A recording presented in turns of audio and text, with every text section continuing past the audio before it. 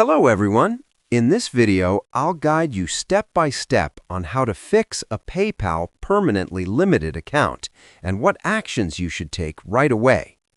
First, when your account is permanently limited, it means PayPal has flagged it for serious policy issues like suspicious transactions, high disputes, or violating their terms. This can sound final, but you still have a small chance to respond. Start by logging into your account and going to the Resolution Center.